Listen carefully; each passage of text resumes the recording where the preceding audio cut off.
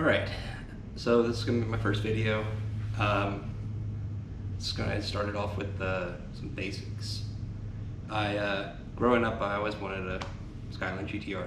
The R33 has always been my personal favorite.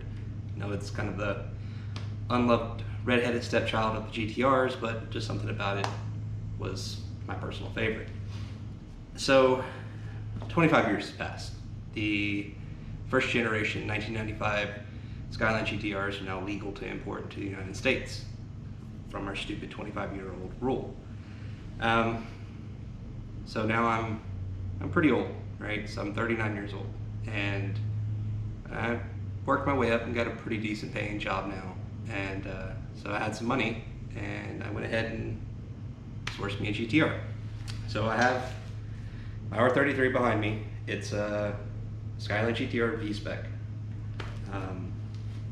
And I knew exactly what I wanted whenever I started looking for it. I wanted a 1995, I wanted Gen 1. I wanted either January, February, March, you know, first 4 months of 1995, because I wanted to get one in ASAP in 2020. So I could start working on it, you know, like get it to what I wanted it to be. I didn't want one that had a bunch of aftermarket unknowns on it. So I started looking around online, and I came across this website called Japan Partner, and I emailed them. They had some stock on their page. I emailed them about 2 of them on there, and they told me that they were already sold. Okay, fine. You know, people don't really update their websites too often when they come to small businesses, but whatever. So he said he can source me one, and I'm like, all right, cool. We go around our budget. I'm not gonna tell you how much I paid for this, because at the end of this video, if you watch it all the way through, and you see all the problems that I have with it, and then I tell you how much I paid for it, it's kind of disgusting. So anyways, let's go ahead and get to the start of this. I wanted an OEM, as much as OEM possible, R33 GTR V-Spec. And he told me that he could source me one. He would go to auctions. He even gave me, he was even giving me documents about these cars that he was going to auction to. And at first it seemed great, because I would find some at these auction sites and I'd send it to him, and I'd be like, what about this one? And he'd be like, oh, that's from the Kanto region, which is the northern part of Japan, and it's snowy and icy. The car's going to have a lot of rust. I wouldn't recommend getting that. Okay, cool. I don't live in Japan. You live in Japan, so you'll know what's best. All right. Ice seems like something that would cause a lot of rust. I live in Texas, so ice is not a thing that we see, nor is snow. So he finds this GTR, and I wanted one with low mileage. So this one has something like 88,000 kilometers on it, supposedly, which is pretty low mileage for a 25-year-old car, right? So the documentation, he's got all the documentation that says it's low mileage and all that. That's great. So we go ahead and talk about the price, the shipping price. We agree upon it. I get all these pictures of this car. Everything looks great. He worked with his mechanic, get all the mechanical problems fixed on it. I was told that everything was done. All the car was in perfect shape, and I have all this in email documentation, and I'll definitely probably put that up in this video somewhere along the lines. So everything seemed trustful. Everything seemed trustful. Some of the reviews I saw about the place seemed a little iffy. I can understand getting a 25-year-old car and there'd be some problems with it, but definitely not as many as I have. Anyways, so pay for the car. You even got a video of it getting on a trailer, going to port, and all this other good stuff, right? Ship it out, pay for everything. He gets me in touch with a broker, a shipping broker here in the United States, so I wouldn't have to run back and forth to the port to do all this paperwork, which was fantastic. I have no complaints about that whatsoever, that part of the deal whatsoever, because that was not Japan Partner. That was a different company located here in Houston, Texas, and they do port stuff back and forth. That was relatively cheaper than I thought it was going to be, actually. Paperwork was done super fast. He would ask me for the paperwork. I would send it to him as soon as I got it, and within 48 hours, everything was good. So that's where the good stuff ends. So let's get into this. The car gets here, what was that, March? Yeah, March, I think it was March. Gets here in March, shipped out in December. Understandably, it had to travel through apparent World War III to get here. Actually surprised that it made it. Didn't catch any corona while I was on its way over here either. So get the car. I don't have a truck, I don't have a trailer, so I had to rent a U-Haul and a trailer to go and pick up the car from the port. So we get down there, we had to wait and do all this port stuff and wait for somebody to escort us because all this legal stuff that I don't know and I don't understand. But we finally get this guy that would escort us on the premises to the car, and just the escort alone, just literally going like 200 yards from the front gate to the back, the escort was $200. And then he would take the paperwork that I had, he'd walk me over to this trailer and I'd hand them the paperwork, and then they would mark it off on there. Everything was already prepaid for, that just needed paperwork marked off on. So that was done. Go back out to the car. I'm finally now able to touch my car that I paid for. Sit in the car, try to turn it on. Real sluggish to turn on. Took a couple turns. Then it turned on, and I noticed that the car was really shaky. So I looked down and noticed that the gas was on E. We were under the assumption that cars being shipped over couldn't have full tank of gas because of safety reasons. Makes sense. I'm gonna go ahead and say that sounds legit to me. I don't know, but anyways, let's go on with that. So we get it up on the trailer. It was definitely like struggling to stay on, like it kept dying. So we get it up on the trailer, we tow it back to my house, we go and drop the U-Haul off. The next day, I'm in my garage and I start the car up and I'm like, all right, well, I got this paper tag. I'm going to give it a whirl around the block. So the calipers, the rotors were really rusted. I'm assuming that's because the car is set for so long. Apparently this guy told me the car was sitting for a while, hadn't been drove, that's why I had low mileage and all that good stuff. Okay, so I'm gonna go drive it around my neighborhood. The brakes were horrendous. Like the car just wouldn't stop at all. My dad's been a mechanic something like 60 years of his life, 50, 60 years, I don't know. Guy's ancient, but he knows cars. So he comes over, we look at it, we think we're gonna go ahead and swap out the rotors. I go about this whole rotor ordeal. Turns out that GTR R33s with the Brimbos, the V-Spec Brimbos, really weird, but we'll scrape that idea for now. We just kind of like turn the rotors and brakes seem to do okay now. We replace the pads with Brembo pads and all that stuff. You know, basic maintenance stuff that everybody that buys a 25-year-old car could probably expect. And that's where like the basic maintenance stuff went right out the window. So I finally decided to take it. So I got insurance through a classic car collector. And I would definitely recommend using Grundy because their rates are really cheap for what you want to do. This is not going to be a daily driver car. I have my own daily driver. It's always going to be in the garage, so my rates are dirt cheap. All right, so I go to take the car and then go get on the freeway. Before I get on the freeway, I've actually never got the car over 3,000 RPMs.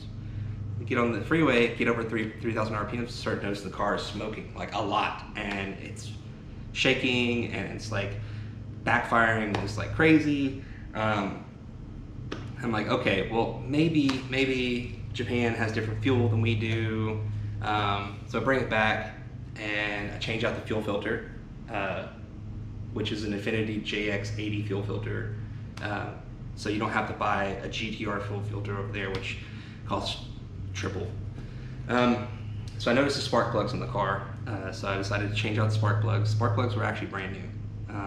But what I noticed with the coil packs was that the coil packs had little white markings from, I'm guessing from what I was told, that those happen because it's not sealed correctly and there's spark getting out, and that could cause the problems that I was seeing. So I went ahead and bought new Spitfires, and I went ahead and bought new spark plugs just in case, because cylinder 6 spark plug was pretty blackened.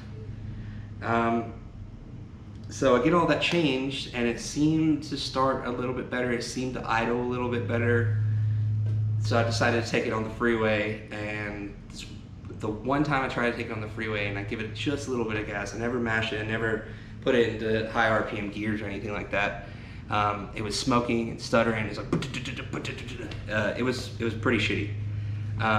So I said, all right, look, I got to take this car to a shop that knows about these cars, that work on these cars. So I take it to this shop, and I'm not going to name names on the shop or anything, but they did a compression test on the car, and they found out the cylinder 6, so cylinder 1 through 5 had really great compression. They were like, it's really good through 1 through 5, and then they get to cylinder 6 and the compression was half. I think they said it was like 62. I have the paperwork somewhere. I don't really feel like going and getting it right now, but cylinder 6 was busted. And then they said that, oh, hey, so we noticed whenever we were looking at the car in the charge pipes and stuff, there was a massive amount of oil, like a massive amount. And they showed me the picture, and it was just like a black pool of oil in the inlets and all the piping and shit. So they said that the turbos were completely blown. Like, turbos had to go. All right. Well, you know, I kind of wanted an OEM anyway, so I can like upgrade it as I go and just put better, but I didn't expect to do that like right away. So I said, all right, well, what could be the problem with cylinder 6? They said. I asked them, and they said, well, it could be anything from a broken rod, or a broken piston, or broken ring lens, or broken rings. They said they really couldn't tell until they got into the engine, but they said that they for sure knew that I needed new turbos. So they started checking the rest of the car, and they get to the back end of the car, and there's some link back there. I'll have to get that. I'm not a mechanic. I'm not mechanically inclined. There's just some knuckle or joint or something back there that's actually broken that needs to be replaced. No big deal. I think that was actually connected to the coilover. Yeah, it was definitely connected to the coilover. So I'm gonna get new coilovers anyways, right? Because the car has OEM wheels that are also ate to shit and back. I mean, these things are in horrible condition, and I will definitely show y'all some more videos of that. I'll show more of that in this video, actually. That one over there looks like a robot ate that one. So, all right, fine, I'm gonna get coilovers anyways, because this car has the original OEM Nissan coilovers, and it rides so rough. Like, it rides like it's gonna break your damn neck. All right, but you know, it's a sports car, it's B-spec, factory specifications, it's almost sort of a track car, so it's supposed to ride a little rough. I'll get over that for now, but let's go ahead and get the rest of the car. Let's get the engine fixed so I can actually drive the damn thing. So I asked him, how much is it gonna be to fix the car? And they said it'd be around like $12,000 in parts. And I was like, wow, that is a lot. That is a lot. So apparently that means they were gonna take the engine out. And there was going to be some damage to cylinder 6, according to them. So they would have to go get it machined and probably bored, which means that the engine would be bored out, which I kind of wanted to do, but I definitely wanted to do it much later down the line. So they wanted to bore it, they wanted to like deck it, and they wanted to do all this fun shit to the car. And then, yeah, it was like $12,000 in parts. And I said, okay, so what are we looking at total to get this car back on the road? And they said, well, for parts and labor, all this other stuff, it'd be $20,000 to $24,000. Like, holy shit! All right, $20,000 to $24,000 to get this car back on the road.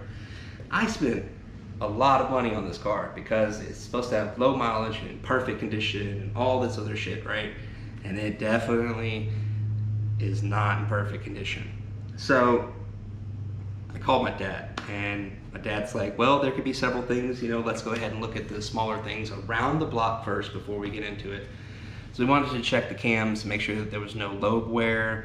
We wanted to check and see so the valves and stuff, to see if there were any problems with the seats.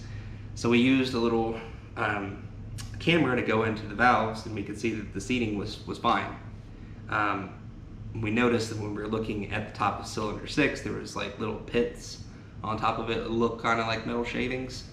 So we're like, initially we thought, oh man, this block is done, it's toast, right? but we couldn't really tell until we started pulling it out. So we started taking the engine out, and this was 3 days of, I've never worked on an engine. My dad has never worked on an engine that it's this hard to pull out in my life. There's so many wires, there's so many cables, there's so many tubes. I've never seen this many tubes in my life. That's when we started noticing a lot of problems. All right, so I'm gonna stop talking right here and move the camera to start looking at some other problems. So let's get back into this. All right, so this is the radiator. On this side, it looked okay. We noticed that the radiator was low on fluid. So we started pulling this out, and then we get over here and it is broken. And it's been leaking for a long time. So this thing is toast. It's done. It's super done. We will get back to the clutch. That's another bad one. Okay. Inside of the car, and this is the dash, right? It looked okay until I started pulling some things off because the wiring and the radio and everything else did not work. And you'll see this little crack right here. When it's pushed together, it doesn't look so bad. You pull it out, and it is super broken, like all the way down.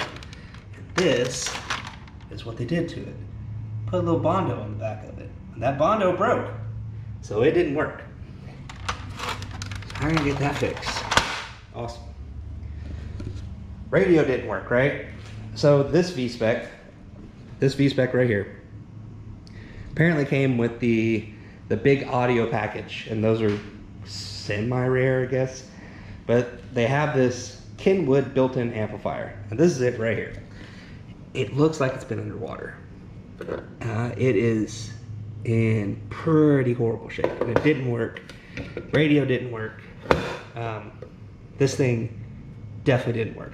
I removed all the wires. I got a new radio and I ran wires to the speakers, and they worked. So something along in the radio system connected to that was definitely broken. All right, so remember when I said that the car didn't really want to start too well? Well, this is the starter, and it is completely rusted. Yeah, I don't know. I feel like this car has definitely been underwater or something. That is some horrible rust. And speaking of rust, these are all the piping in the car, and they're completely rusted through, like completely. I don't know if I can even say. All right, so apparently GoPros are not made to work in hell, also known as Texas summer. So my GoPro got hot and shut down. All right, let's get back into this. So these pipes, obviously, they're in pretty bad shape. I'm gonna have to replace those, or maybe I'll try scrubbing that off and see if I can somehow salvage those, but I doubt I can. All right, since I have this out, I want to show you some other problems that we found. You see this cable right here? I did not put this bolt in it. This tube, I did not put this bolt in it. This is how the car came. I don't even know what this goes to, but I'm pretty sure it's not supposed to have a bolt in it. Yeah, that's not okay. All right, let's move over to the oil pan. So when I got it, it was definitely really dirty, so we cleaned it up. And then I painted it. So as I was cleaning it, I noticed that there's two big, really bad welds in here. Like these are definitely like amateur. Like if I tried to weld something, it would definitely look like this. But I at least have the common sense not to do it on an inexpensive car. Yeah, so these are really bad. It's not a problem, I would guess, but it's yeah, no. Now let's get into really bad shit.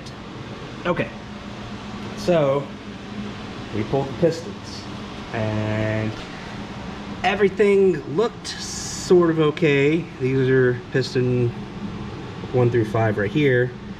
When we pulled piston 6 out, and then we pulled the rings out right there. Yeah, that just fell right off. That was probably why I had no compression on cylinder 6. Also, I ordered a set of pistons and rods. I got some CZ pistons, some Manley rods, right? And I ordered them for the stock 86mm size of this engine. We get them in, and they're really loose inside the cylinder. So initially I thought that, oh man, the guy that checked the pistons did not do a really good job, because I was still giving this company the benefit of the doubt. I don't know why. That it just didn't fit, right? So when it got to the pistons in here, you could go like this with the piston and it would just shake in here. Like, we definitely couldn't use that in the engine because, well, like, just a shaky piston, that would just wreck the walls and not be holding the block. So I sent them back. Yeah, so probably should have did a little bit more digging into this block before we ordered the pistons. But so we measured those pistons out with the tool, and they're 86.5 to 86.7mm each, which is overboard for the standard OEM size. We get over here and we measure these are 87. So if you know anything about RB26, this is it's supposed to be an OEM 86mm bore, so this has already been bored to 87mm. Now, granted, something I probably wanted to do well down the line. I'm talking about years down the line. Definitely didn't want to do it just now. So the engine's been bored already. Okay. Great. Well, so we had to pull the engine, which we had to release from the transmission, and we get here to this clutch plate. And you remember how I said that this car was underwater? Well, I'm no like rocket scientist or elite mechanical engineer or something, but I don't think clutch plate should be this rusted inside of a transmission case. That just seems ultra weird. Also, the flywheel has got rust all over it too. Yeah, it's super rusted. Okay. Oh yeah, see that right there? That boot is leaking really badly. So much oil is caked up over here. Like, this thing had a major oil leak or something. Yeah, that was pretty bad. So we come back up here, we got all these rust. It doesn't look super bad on the bay, on the inside of the bay for the rust. I mean, mostly some of this stuff could be brushed off. I definitely had a bunch of empty holes. I don't know what they were for. Definitely a lot of empty holes in there. Heavy rust on quite a few parts. Then we come down to like this crazy wiring stuff that they've done to this car. Just, yeah, that's just a batch of wires thrown on to, I don't even know, this is supposed to be the lights, I guess, but they're just in there somewhere attached to something. I don't even, like, what is this going to? It's going to nothing. Okay, so it's going to nothing. Awesome. That seems about right with this car. Yeah, so this front headlight, something's wrong with that because it's been taped up. Yeah. All right, so again, let's get back into when I said that I think the car was underwater. When I sat in the car, it was the most foul-smelling car I've ever sat in my life. Seats are out. Of course, somebody pulled the dash out so I could do some work. The cluster. So all these problems I was having out of this car, the check engine light never came on once. I pulled the cluster out and the check engine light had been removed from the cluster altogether. So I replaced all the the old bulbs with these LED bulbs in there, and of course now the check engine light was on constantly before we pulled the engine, of course. And I'm just telling you right now, you can't smell it. I wouldn't want you to smell it. All right, so GoPro died. I will get this GoPro thing down eventually. Where was I? Oh yes, it reeks in here. Like, it stinks really, really bad. There's a baggie, some of this, whatever this is, it's like kind of gross and sticky. Definitely like cigarette ash everywhere. The mats are okay, not too bad. These things were not even like attached to anything. I got this, don't even know what the hell that is. I'm guessing these are the bolts for this, maybe. I'm not sure. The seats reeked, like absolutely reeked. Like mold. It smelled like mold, like been underwater. Yeah, car. These gauges, they don't work at all. I checked the fuses on that. Nothing. There's some pretty odd things I found about this car and like the wiring system. Most of this stuff was just hanging down. I think I actually yeah, I think I zip tied all that stuff back up because a lot of it was just hanging down. Yeah, so the door over there is broken. Like, it's got a big old crack in it. You can see underneath it's like falling apart. Let's see, what else did we have problems with? Oh yes, like I was saying, like this thing's not even like pushed down because like it's, yeah, it's not even attached to anything. That, boom. The radio system, of course, you can see back there is the premium Kenwood edition, and it even has this stuff. So it is a premium Kenwood edition. I actually checked the VIN number. The VIN number will explain to you it's a premium edition, which is good. Like, this is what it's supposed to come with. The door's been repainted, and it was done like a really bad job on that. Okay, so maybe you can see it, maybe you can't. Like right here, that is not the same color of paint. Yeah, there you go. You can see that, right? Yeah, that's not the same color of paint as the rest of the car.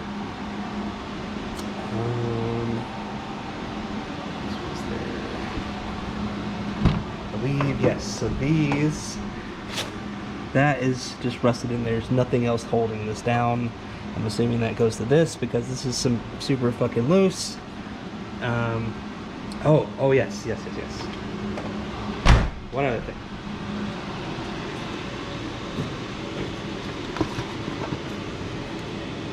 There's the VIN plate.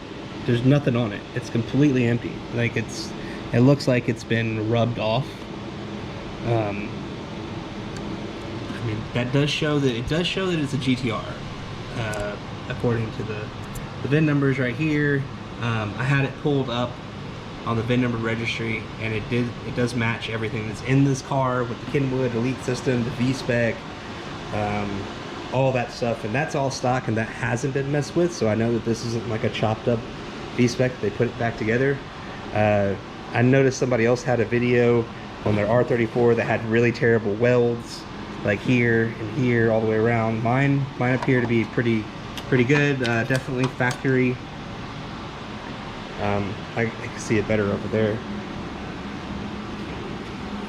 So yeah, remember I told you that the wheels were super messed up, like super messed up, and then it was bent there, bent, just ate to hell and back.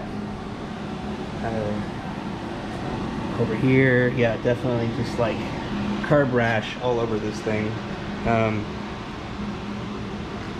This did not open. This does not take the key that's for the car. It doesn't unlock it. You have to unlock it from the inside. I'm gonna have to get like a locksmith to fix this thing. The shocks were busted on this thing. It didn't open. I damn near knocked myself out several times. The exhaust, I wish I could show you. I will have to show you at a later date, but the whole exhaust system all the way to the front is completely rusted, like completely rusted out.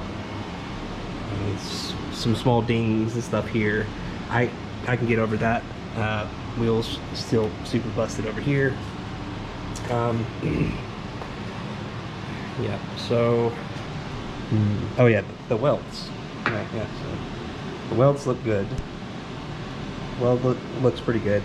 It looks standard, looks factory. So and it definitely looks like this intake over here has not been taken off for a very, very long time. All this looks pretty good. Car does not appear to be wrecked. We did lift it up. I did have them check the car out like completely. There's no damage to the frame. Car does not appear to have been wrecked at all. And if it had been wrecked, they did a phenomenal job fixing it, which is more to say that they can fix anything else. But those are the OEM turbos. They're completely thrown. Like they got to be chunked. I don't know if there's any saving those. So, oh, and the what is this? The horn? The horn does not work at all. It sounds like a dying clown. The wiring harness, dude, the wiring harness is so hard and crusty. Like it's just falling apart. And I understand like this gets hot because it's in that valley with a cover, and that's fine. And I'll probably go with the wiring specialties like harness, but there's just so much to do on this car to get it back into like pristine condition, or like almost pristine condition, that it'll be somewhat nice. I started buying some parts and stuff here and there. Like I get some Chase Bays stuff from Chase Bays. If you've never used them before, their parts are quality. Yeah, quality parts. So this is for a fuel pressure regulator. This is their fuel system, and I'm going to replace all that with this nice AN fitting Chase Bay stuff. This is probably going to make some GTR guys, Nissan dudes, really angry, but this is the fuel pressure regulator that I'm using. Hybrid Racing, premium Honda racing gear. This thing is super nice. It is quality stuff. I do recommend getting this. Chase Bays also recommends you buy this FPR for your system. These were the rings that I bought for the car that obviously did not fit because they're 86.5 millimeters. So I got to get new pistons. Oh, the paint here is completely gone. Like this is spray painted easily, like just spray paint it down. And this is like, it's not even connected anymore. Like this is not even connected. So I'm gonna have to get that pulled, resealed down. That is some sealant or something that they used. It doesn't come off. I'm gonna have to get this pulled and redone completely. I would love to show you the tail lights on here because they're standard OEM tail lights, but the wiring in there is just completely jacked. Like they run one to the other one through a wire, and you can tell it's aftermarket wire because it doesn't even match the same colors as the rest of them. Yeah. Oh, and the lights. Here's a good thing. I was looking at GTR lights, and they're fairly expensive for these cars. At least this has a very new clear set of lenses on the front of it, and they're clear, so these aftermarket, and they're actually really good in condition, almost like they're brand new, almost like they didn't match the pictures that were shown in the car at all, so they replaced these. So thank you for that, but that was not in the pictures originally. I don't know what you did with the ballast, but let's see what else. Oh yeah, I don't know if you can see how, if we can get like a good, but there is just a ton of oil in here. Like it's a pool of oil, so all this piping has to be removed and cleaned. I have to get new turbos. I'm not entirely too sure what I want to go with. I do like Garrett, but they're expensive, and I spent a lot of money on this car, so I don't really have much left over. Yeah, I don't know. Alright, so now that we've went over all problem parts with the car, what's going on with it, what I got, what I was expecting, it's completely different and opposite ends of the spectrum. I reached out to the guy that sold me the car, And he told me, and I have this in email, and this guy has now confirmed 3 times now, that they had to fire their mechanic because he sent out several really bad cars. And that he was going to try to make this right, and so on and so forth. It's been over 40 days now, over 40 days. But he could not do anything himself. He would need the president of the company to look at what they could do. Initially, he was going to send me a whole brand new engine, and that was cool, but the time that he was taking to do that seemed a little sketchy. And then he sent me an email saying he's trying to source a wrecked one. I was not too comfortable with him sourcing a wrecked one because, let's face it, it's a 25-year-old car. You get a wrecked one, it's probably going to have some problems with the engine. You're going to have to get this refixed. And then you get it, you buy the wrecked car, you fix the engine, you ship it over via freight. We're already at like probably close to the 12,000 mark with the parts alone for the shop that was going to fix the car. And then I would have had a warranty on the engine for a couple years, and they would never hear from me again. So I said, okay, fine, we'll go with the new engine. Go ahead and source one for me. A couple weeks went by, I kept asking him for an update, kept asking for an update, and then he was telling me like repeatedly like he couldn't do anything. His president needed to handle that part, but his president was on a business trip. And this was a weekly email occurrence with this guy, is that every week I contacted him. His president was on a business trip. His president was on a business trip. So his president has been on a business trip for over 40 days now. 40 days, over 40 days. I'm sure this is like 44 or 45 days. Maybe more by the time I actually get this edited and uploaded and so on and so forth. So I told him, I was like, look, I feel like you're giving me the runaround. I'm gonna give you and your president till X date to get this done, to figure out what you're gonna do about this, or I'm gonna contact a lawyer and I'm gonna sue.